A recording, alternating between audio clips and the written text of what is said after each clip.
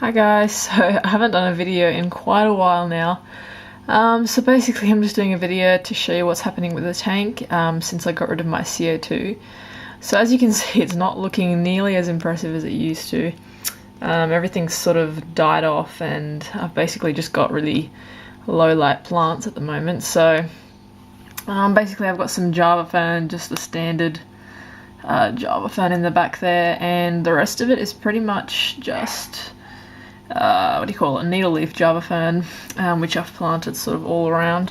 There's some sort of moss here as well. I think it's either the willow moss or flame moss or something similar. And some of this plant at the front here, which I forgot what it's called, but it actually does well in low light conditions, so I've just planted some really small stems. They actually grow pretty tall, but at the moment, yeah, they're not too big. So yeah, there's not really much to say. The tank's not looking that great. Haven't really been doing much around it lately, and I haven't really been dosing it either. There are quite a few fish in here, but as you can see, they're all going crazy for an algae wafer at the bottom there. I do have about 9 neons in there that were meant to go in the 6 foot, but we quarantined them for about a week and just transferred them into here, so they can sort of get a bit bigger, because the angelfish in the 6 foot are actually quite big, and I think they might have even eaten one of the female Endler guppies that I put in there with a few other guppies. So yeah, just gonna make sure they're sort of a little bit bigger by the time we put them in. Other than that, I've got 1, 2, 3, I think about 3 or 4 male guppies in here, and the rest, I think there's about 3 or 4 Endler guppies. The female guppies are all in the 6 foot because I didn't want them to keep breeding. I've still got quite a few fry in here, as you can see. Not too many, but it's probably about 25 in there, which are growing nicely.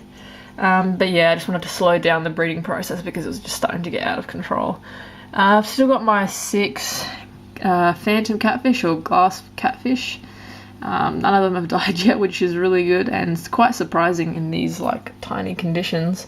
I was actually considering putting them in the 6 foot too, but we'll see what happens with that. Apart from that, there's 2 plecos in here as well, and that's pretty much it. There's not much else in here at the moment, and yeah, the tank's not doing that great. There's a lot of snails, as you can see, on the side of the glass, which I've tried to get rid of. I actually went through and cleaned out all this gravel and got rid of all the cladophora algae that I had. There was a ton of that in there, and I think there's still little bits of it everywhere because I didn't really manage to get rid of all of it. Apart from that, that's pretty much all I can tell you. I haven't been dosing as much as I should. Probably should get some Flourish Excel. At the moment I've only got this stuff, which is just the Flourish Comprehensive stuff, which I actually haven't used yet. We've got a 2 litre bottle, I think, for the 6 foot, which we don't really use that often because we actually do have CO2 there. We've got a 6 kilo cylinder, I think, of CO2 for that tank, so don't really dose there, but I've got this bottle which I refilled and put some of that in there, so might try and dose that, but I've heard that it sort of increases the amount of algae you have in your tank, which is not really something I want, but we'll see how things go. But yeah, I don't know, like, there's not too much to say about this tank right now. I just want to try get it back on track, make sure everything starts growing again so I can have some nice plants in it, like the mini Pellia and the hydrocodal and all that kind of stuff. So yeah, that's pretty much all I wanted to show you guys. Haven't done an update in a while. So yeah, thanks for watching guys, and I'll get back to you soon, hopefully. Thanks guys.